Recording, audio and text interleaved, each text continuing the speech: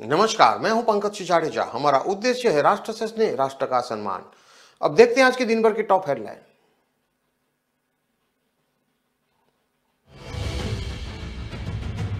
सोनीपत में मिला नवजात शिशु का शव, जन्म के बाद लाल कपड़े में लपेटकर फेंका। स्टूडेंट की शिकायत पर एफआईआर दर्ज।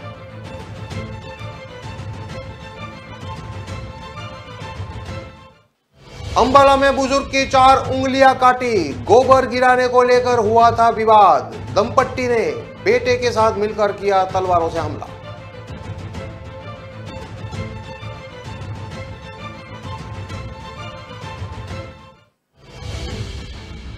दिल्ली एक्सप्रेस वे पर तेंदुए का कार पर अटैक, गाड़ी से टकराकर हवा में उछला, रेलिंग पर गिरते ही मौत। कहीं ये मेरठ वाला तो नहीं।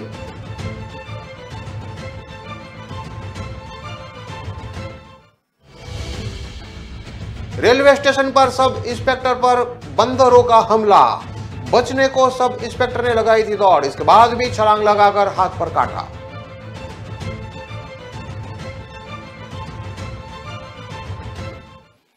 और पद्मावत एक्सप्रेस में पीटने वाला आसिम हुसैन गिरफ्तार, लड़की बोली बेटा कहकर पास बैठाया, फिर करने लगा अश्लील हरकतें।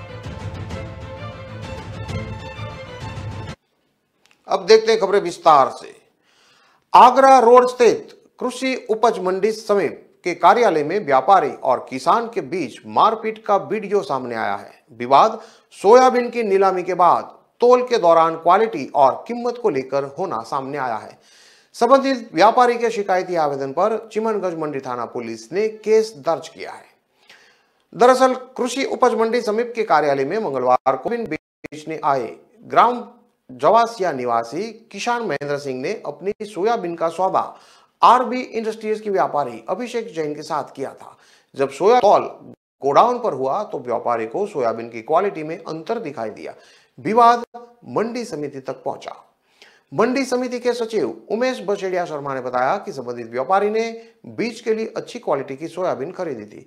व्यापारी का कहना है कि सोयाबीन गोडाउन पर तुलने आई तो क्वालिटी में अंतर था। हालांकि सचिव शर्मा ने चर्चा करके किसान महेंद्र सिंह का भुगतान भी करा दिया था। इसके बाद फिर दोनों के बीच विवाद इतना बढ़ गया कि मंडी समिति के कार्यालय में व्यापारी और उसके स्टाफ के साथ किसान महेंद्र सिंह के बीच पहले जूमा झटकी हुई, फिर हाथापाई की स्थिति आ गई। पूरा घटनाक्रम वहां लगे सीसीटीवी कैमरे में कैद हुआ है। घटना के बाद व्यापारी अभिषेक जैन ने अन्य व्यापारी के साथ जाकर चिमनगंज मंडी थाना पुलिस को शिकायत आवेदन दिया है। व्यापारी को कहना है कि यदि पुलिस ने एफआईआर दर्ज नहीं की तो बुधवार को यानी कि आज मंडी में नीलामी नहीं, व्यापारी हड़ताल पर चले जाएंगे। मंडी सचिव शर्मा ने कहा है कि बाद में थाने से ने भी आकर चर्चा हो गई है, मंडी चालू रहेगी।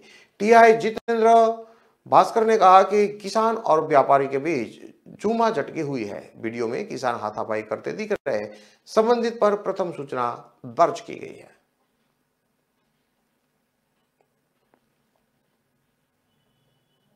हरियाणा के रोहतक में सोनीपाल रोड पर रेलवे एलिवेटेड ट्रैक से पहले कार और बाइक की टक्कर हो गई, जिसके बाद कार ड्राइवर बाइक सवार को 100 मीटर तक घसीटता हुआ ले गया।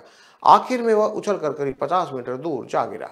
घटना का पता लगते ही मौके पर लोगों की भारी भीड़ एकत्रित हो गई। वहीं पुलिस को सूचना दी और टीम मौके पर पहुंची। टीम को गाड़ी में एक पर्स मिला है जिसमें नशीली दवाइयां भी मिली है। वहीं कार का ड्राइवर मौके से फरार हो गया है। प्रत्यक्षदर्शियों के अनुसार बाइक सवार युवक जंग कॉलोनी से लक्ष्मीनगर की तरफ जा रहा था। जैसे ही बीच रास्ते में के पास तो खुले कट पर सोनीपत रोड को पार करने की कोशिश की। इस दौरान सोनीपत स्टैंड की ओर से तेज गति में आ रही एक कार ने उसे टक्कर मार दी। 100 मीटर घसीटता हुआ कार ड्राइवर उसे आगे तक ले गया। लोगों का कहना है कि कार की टक्कर के बाद ड्राइवर बाइक सवार को घसीटता हुआ 100 मीटर दूर तक ले गया। इधर कार की टक्कर से मोटरसाइकिल सवार युवक भी उछलकर कार के ऊपर से काफी दूर जाकर गिरा। घायल को लहूलुहान अवस्था में उपचार के लिए रोहतक पीजीआई में भर्ती करवाया गया है। लोगों का कहना है कि यहां पर पहले भी कई हादसे हो चुके हैं, लेकिन प्रशासन ने यहां ब्रेकर तक नहीं बनवाया, जिसके कारण हादसे होते रहते हैं। सिविल लाइन पुलिस थाना प्रभारी हरपाल ने बताया कि मामले की सूचना मिलते ही पुलिस टीम मौके पर पहुंच गई थी। फिलहाल जांच की जा रही है। वहीं आसपास में लगे सीसीटीवी कैमरे का भी पता किया जा रहा है। अगर कहीं सीसीटीवी फुटेज मिलती है तो अधिक जानकारी मिल पाएगी।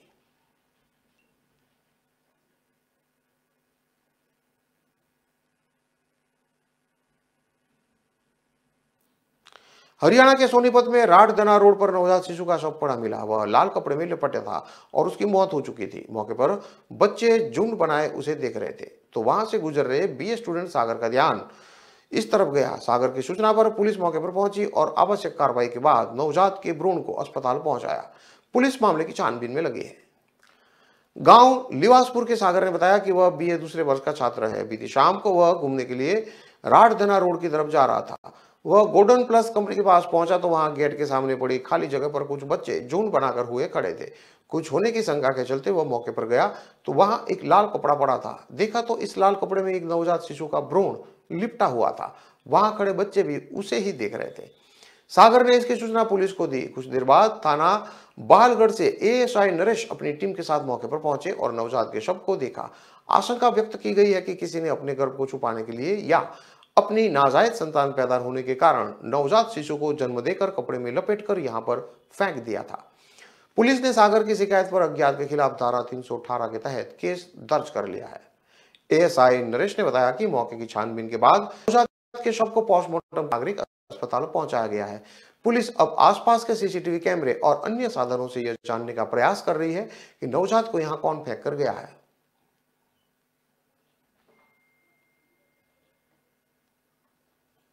हरियाणा के अंबाला जिले में खाली जगह में गोबर गिराने पर दो पक्षों में विवाद हो गया। विवाद इतना बढ़ गया कि एक पक्ष ने बुजुर्ग पर तलवार से हमला बोलते हुए दोनों हाथ की उंगलियां काट दी। यही नहीं, दोबारा गोबर गिराने पर जान से मारने की धमकी भी दी। सेक्टर नंबर 9 के थाना पुलिस ने पति पत्नी और उसके बेटे के खिलाफ हत्या के प्रयास समेत विभिन्न धाराओं के तहत केस दर्ज किया है। गांव कांवला निवासी हरविंदर सिंह ने वह खेतीबाड़ी का काम साथ घर पर डेयरी का भी कारोबार करते हैं। सोमवार को उसने अपने पशुओं के बाड़े से गोबर उठाकर साथ लगती खाली जगह में गिराया था। इस बीच वहां पर गुरुचरण सिंह और उसकी पत्नी सुरेंद्र कौर आई और को लेकर गाली गलौज करने लगी, लेकिन उसने प्यार से समझाया भी जहां पर गोबर गिरा है वह उसकी जमीन है। पीड़ित ने बताया कि इतना सुनते ही गुरुचरण सिंह अपने बेटे जोत सिंह के साथ दोबारा गंडासी और उसका तलवार लेकर आया। गुरुचरण की पत्नी सुरेंद्र कौर ने उसे पकड़ लिया और जोत सिंह ने तलवार से सीधा बोल दिया। जोत सिंह गर्दन में तलवार मारना चाहता था। उसने अपना बचाव करते हुए हाथ आगे किया तो उसकी बाएं हाथ की दो उंगलियां कट गई। जोत सिंह ने दोबारा फिर गर्दन पर वार किया तो उसने दूसरा हाथ आगे किया तो इस हाथ की भी दो उंगलियां कट गई। शिकायतकर्ता ने बताया कि आरोपी गुरुचरण सिंह दोनों हाथों की उंगलियां कटने के बाद भी उसके पेट में लात मारता गया। जब वह जमीन पर बेहोश होकर गिर गया तो हमलावर उसे छोड़कर फरार हो गए। जाते वक्त हमलावर दोबारा गोबर गिराने पर जान से खत्म करने की धमकी देकर गए हैं। यहां से परिजन सिविल अस्पताल अंबाला सिटी लेकर पहुंचे। यहां गंभीर हालत को देखते हुए पीजीआई चंडीगढ़ रेफर कर दिया गया, जहां इसका उपचार चला।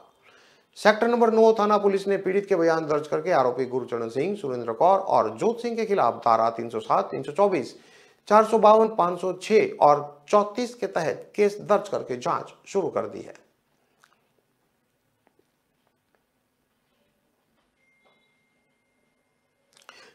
मेरठ दिल्ली एक्सप्रेसवे पर टोल प्लाजा के पास मंगलवार रात कार की टक्कर से एक तेंदुआ की मौत हो गई। तेंदुआ ने तेज रफ्तार कार पर छलांग लगाई थी। कार से टक्कर के बाद तेंदुआ हवा में उछलकर एक्सप्रेसवे की रेलिंग पर गिरा। मौके पर ही उसकी मौत हो गई।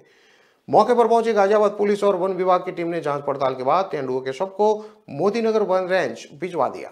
इस नर तेंदुआ की उम्र करीब 4.5 साल बताई जा रही है।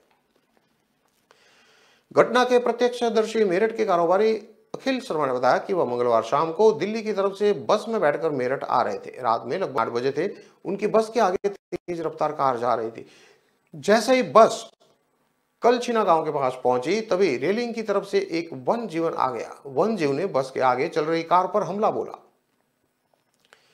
लेकिन कार की स्पीड इतनी ज्यादा थी कि वन जीव कार की टक्कर से हवा में उछला और रेलिंग की तरफ जाकर गिरा। वन जीव के टकराने के बाद फौरन वाहनों का इमरजेंसी ब्रेक लगाना पड़ा। राहगीर भी वाहन से उतरकर वन जीवी को देखने लगे। पास जाकर देखा तो टकराने वाला जीव तेंदुआ था, जिसकी मौके पर ही मौत हो गई थी। तेंदुआ के आसपास खून बिखरा पड़ा था। राहगीरों ने फौरन पुलिस को घटना की जानकारी दी, जबकि कार चालक तुरंत फरार हो गया।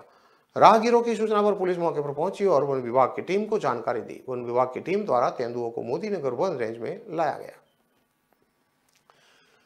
आपको बता दें कि पिछले 2 महीने से मेरठ में तेंदुआ लगातार देखा जा रहा है, जिसे अब तक वन विभाग नहीं पकड़ पाया है।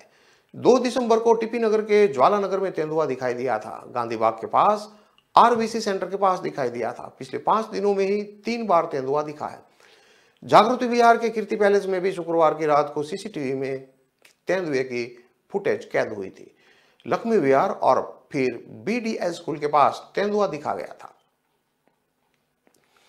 वन संरक्षक गंगा प्रसाद ने बताया कि सड़क दुर्घटना में मारे गए तेंदुआ का आज मोदीनगर वन रेंज में पोस्टमार्टम किया जाएगा। आपको बता दें कि मेरठ में शुक्रवार रात जागृति विहार के कीर्ति पैलेस के गार्ड रूम में लगे सीसीटीवी कैमरे में तेंदुआ दिखाई दिया था और शनिवार को उसके पद चिन्ह काली नदी के पास जंगल की ओर देखे गए थे।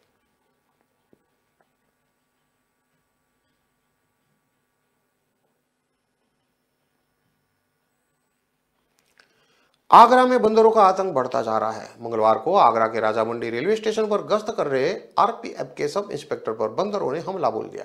बंदरों से बचने के लिए सब इंस्पेक्टर ने दौड़ भी लगाई, लेकिन बंदर ने उन्हें काट ही लिया। बंदरों के हमले की घटना स्टेशन पर लगे सीसीटीवी कैमरे में कैद हो गई।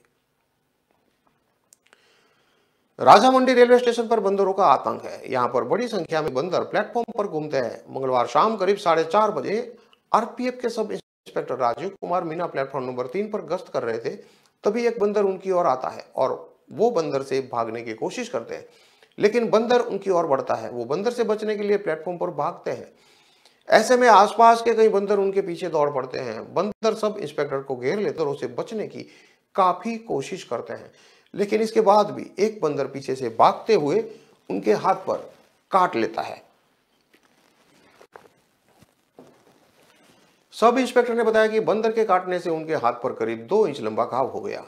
उन्होंने रेलवे अस्पताल में जाकर एंटी रेबीज इंजेक्शन लगवाने पड़े। आपको बता दें कि राजा मंडी स्टेशन पर आए दिन बंदर यात्रियों को निशाना बनाते रहते हैं। उनके हाथ से खाने पीने का सामान छीन कर ले जाते हैं। प्लेटफॉर्म पर बंदरों का भारी आतंक है।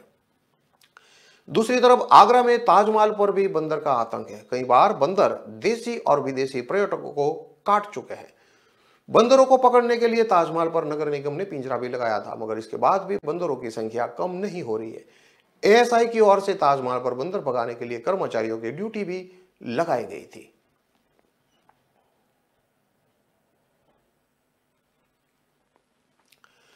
पद्मावत एक्सप्रेस में पिटने वाला मुस्लिम कारोबारी गिरफ्तार हो गया है। दरअसल शाहजहांपुर की युवती ने घटना के 5 दिन बाद कारोबारी के खिलाफ जीआरपी थाने में छेड़खानी का मुकदमा दर्ज कराया है। युवती का कहना है कि ट्रेन के डिब्बे में बहुत भीड़ थी, जगह नहीं मिल रही थी। ऐसे में एक सीट पर बैठे मुल्ला जी ने बेटा कहकर अपने पास बिठा लिया, लेकिन थोड़ी देर बाद ही उन्होंने अश्लील हरकतें शुरू कर दी।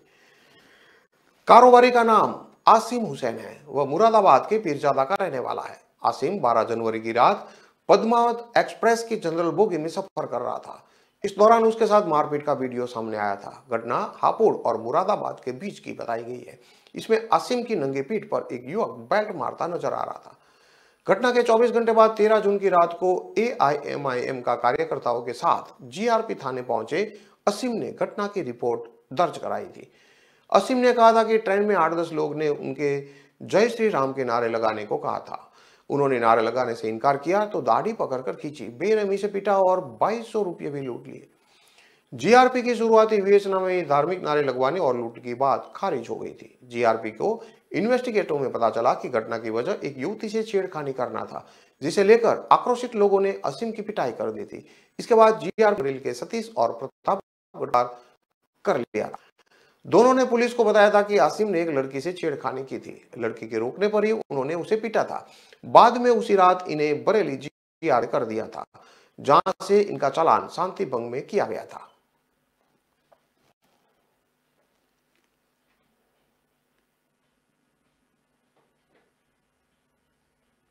खबरों में लेते हैं अब एक छोटा सा विराम।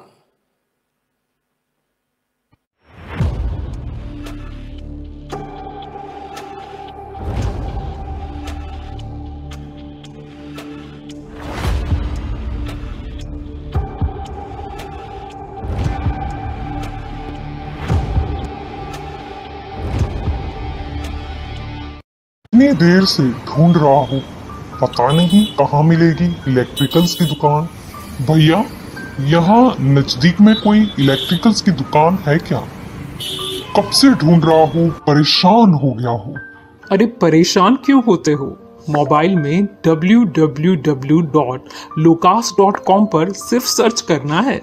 मुझे लुकास बता रहा है अगले चौराहे से आगे जाकर इलेक्ट्रिकल्स की दुकान है। थैंक यू बेटा। अब इधर उधर मत घूमो, सिर्फ सर्च करो www.lucas.com पर।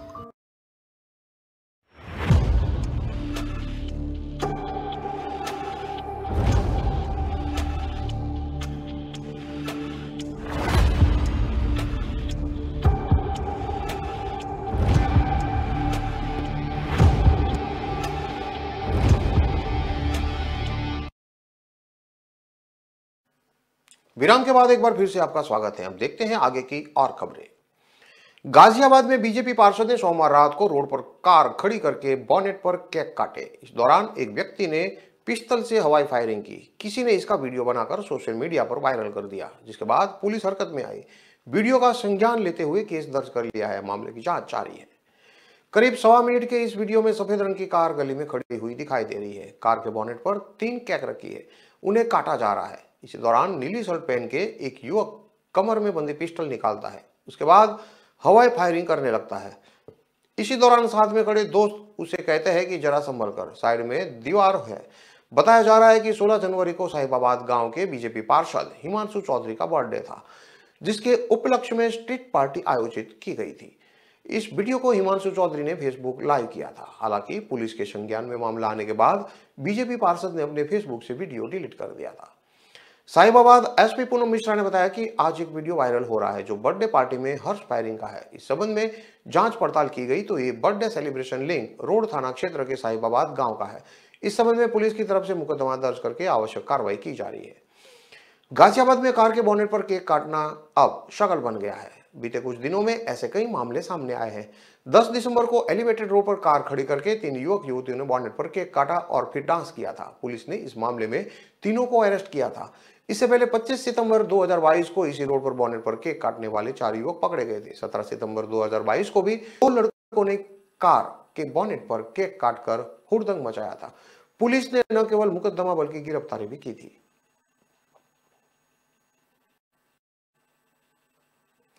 झांसी में मंगलवार को मां के 2 रूप देखने को मिले। एक मां ने अपने 2 माह की बेटी को इसलिए मार डाला क्योंकि वह बेटी नहीं चाहती थी। बेटी हुई तो परेशान रहने लगी। मौका लगते ही उसने बेटी को नाले में जिंदा फेंककर हत्या कर दी। वहीं एक दूसरी मां ने अपनी बेटी के खातिर ही डीएम ऑफिस के बाहर तेल छिड़ककर आत्मदाह करने की कोशिश की। उसकी 17 साल की बेटी 18 दिन से लापता है। पुलिस कार्रवाई से असंतुष्ट होकर उसने अपनी जान देने की कोशिश की। पहली घटना 15 जनवरी की है। पूंछ के नई बस्ती मोहल्ला निवासी नसरुद्दीन की 2 महीने की बेटी रिया उर्फे बिट्टू घर से अचानक लापता हो गई। पिता दुकान पर काम करने गए थे। तब मां रिजवाना ने पुलिस को बताया था, मेरे 2 बच्चे हैं, रिया और 1 साल का बेटा रियाज। दोनों की मालिश करके उसके बिस्तर पर लिटा दिया। फिर मैंने शौच के लिए घर के बगल में नाले के पास चली गई। 10 मिनट बाद जब लौट कर आई तो बेटी नहीं थी। उसने यहाँ भी कहा कि जब शौच के लिए गई तो कमरे में बिल्ली भी थी। लौटी तो बिल्ली भी नहीं मिली। लगता है कि बेटी को वही बिल्ली उठाकर ले गई है।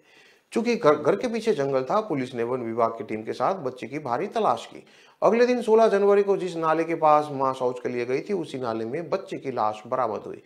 पुलिस को परिजनों पर ही शक हुआ। पुलिस ने एक एक करके परिजनों से पूछताछ की। इससे मां रिजवाना डर गई।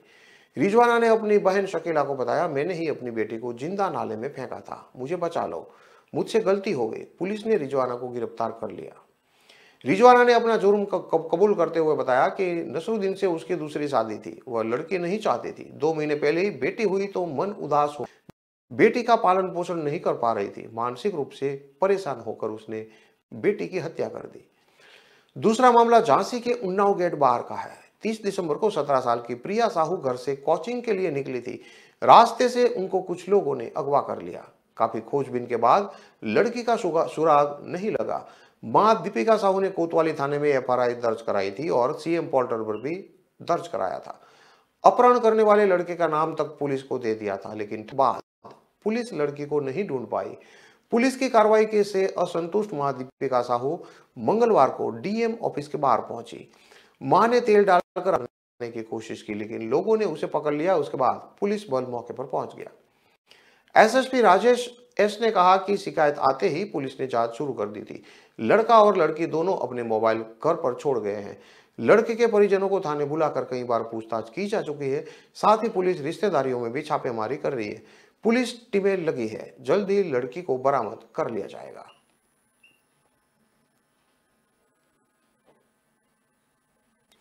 झांसी में दो भाइयों ने दोस्तों के साथ मिलकर बहन के प्रेमी की हत्या कर दी। लड़की की 8 जनवरी को सगाई थी। इसमें प्रेमी बिना बुलाए ही पहुंच गया था। उसने जमकर हंगामा करने के बाद रिश्तेदारों से सगाई तोड़ने की बात कही। इतना ही नहीं, लड़की के अफेयर की जानकारी उसके मंगेतर को भी लग गई थी। इसके चलते रिश्ता टूटने तक की नौबत आ गई। इससे खफा भाइयों ने प्रेमी की हत्या की साजिश रची। फिर 4 दिन बाद यानी 12 जनवरी को उन लोगों ने प्रेमी की हत्या कर शव को मध्य प्रदेश में नदी में बहा दिया। पुलिस ने हत्याकांड में शामिल एक महिला समेत 7 आरोपियों को गिरफ्तार किया है। अभी 2 आरोपी फरार है। पुलिस ने जब लड़की के भाइयों से सख्ती से पूछताछ की तो उन्होंने अपना जुर्म कबूल कर लिया। एसएसपी राजेश एस त्यागी ने बताया कि मृतक का नाम अरुण परिहार, जो कि 22 साल का है, वह तालपुरा के नेहरू पार्क के पास रहता था। वह अपने छोटे भाई छोटू परिहार के साथ बीकेडी चौराहे पर विकास भवन के सामने चाय का ठेका लगाता था। अरुण का बड़ा गांव गेट के बाहर ही रहने वाली एक युवती से 2 साल पहले अफेयर चल रहा था। दरअसल युवती का भाई अंकित और अरुण दोस्त थे। इस वजह से अरुण युवती के घर पर भी आता जाता रहता था। इसी दौरान अरुण का अंकित की बहन से अफेयर हो गया था, मगर यह बात लड़की के घर वालों को नहीं पता थी। 12 जनवरी को अखाड़ा डडियापुर के रहने वाले नंदराम के घर पर पार्टी रखी गई थी। शाम अरुण ठेला बंद करके घर लौटा, तब दोस्त ऋतिक ने उसे फोन कर पार्टी में बुलाया। पार्टी हुई। इसके बाद आरोपियों ने अरुण के ऊपर कंबल डालकर डंडों से पीटा। फिर तकिया से उसका मुंह दबाकर उसके साथ ही अरुण की मौत हो गई। फिर कार में शव को डालकर मध्य प्रदेश के उन्नाव बालाजी ले गए। वहां पहुंचकर नदी में शव को डालकर फरार हो गए थे।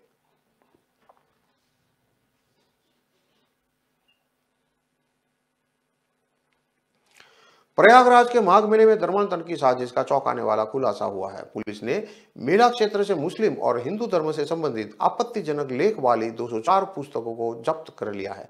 साथ ही 3 युवकों को भी गिरफ्तार किया है। एसपी क्राइम सतीश कुमार ने बताया कि इनके पास से जो पुस्तकें बरामद हुई है वो माघ मेले में बेची जा रही थी। उनमें कुछ ही हिंदू धर्म की पुस्तकें हैं, बाकी इस्लाम से जुड़ी है।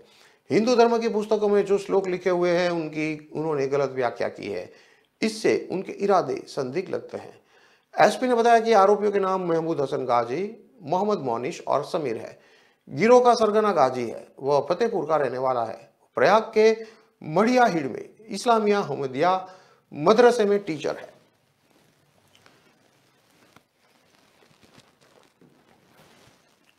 वह पैगा में बहनियात संस्था की प्रेसिडेंट भी है। वहीं मोहम्मद मोहसिन उर्फे आशीष कुमार गुप्ता प्रयागराज के सरायनाथ का रहने वाला है। मोनिश स्टूडेंट इस्लामिक ऑर्गेनाइजेशन पूर्वी उत्तर प्रदेश का जोनल सचिव भी है। समीर उर्फे नरेश कुमार सरोज कोसांबी के चावल थाने का रहने वाला है। समीर गिरोह का एक्टिव मेंबर है। वह जगह जगह इस्लामिक किताबें और पैम्पलेट बांटता है। आरोपियों ने पूछा कि मुख्य आरोपी गाजी हिंदू धर्म के वेद, ऋचाओं आदि से श्लोक प्रिंट करता था। इसके बाद श्लोकों का अर्थ का अनर्थ निकालकर करता था। इसके जरिए गरीब लड़कों को धोखे से बहला फुसलाकर धर्म परिवर्तन कराते थे। एसपी ने बताया कि मोहम्मद मोहसिन और समीर के 2 आधार कार्ड मिले हैं। इनके पास पहले हिंदू के आधार कार्ड थे, बाद में मुस्लिम धर्म अपनाने के बाद मुस्लिम धर्म का भी आधार कार्ड बनवा लिया। इसके अलावा इनके पास 204 संदिग्ध धार्मिक पुस्तकें, 3 एंड्रॉइड फोन, 2600 रुपये नगद, एक ठेला और एक संदिग्ध डायरी बरामद हुई है। पूछताछ में पता चला है कि अगर हिंदू धर्मस्थल पर जाते थे तो हिंदू का और मुस्लिम धर्मस्थल पर मुस्लिम आधार कार्ड दिखाते थे।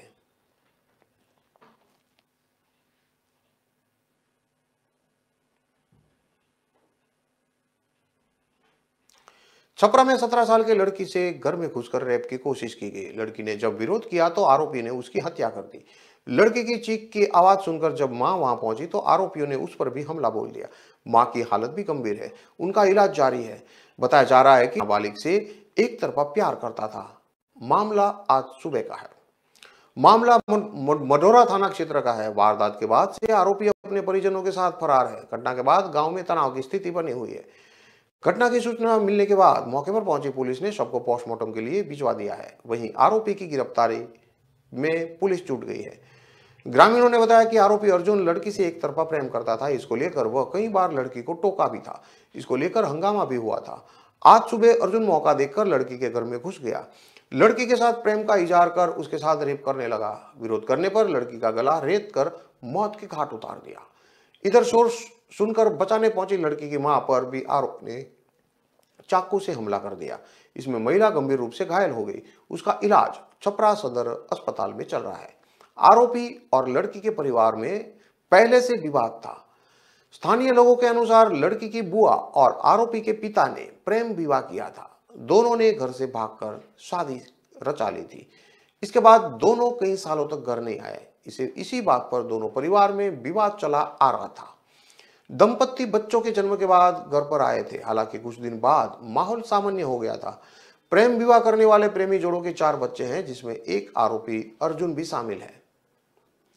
प्रथम दृष्टया मामला प्रेम प्रसंग का लग रहा है। फिलहाल आरोपी और उसके घर वाले फरार है। उसकी गिरफ्तारी के लिए लगातार छापेमारी की जा रही है।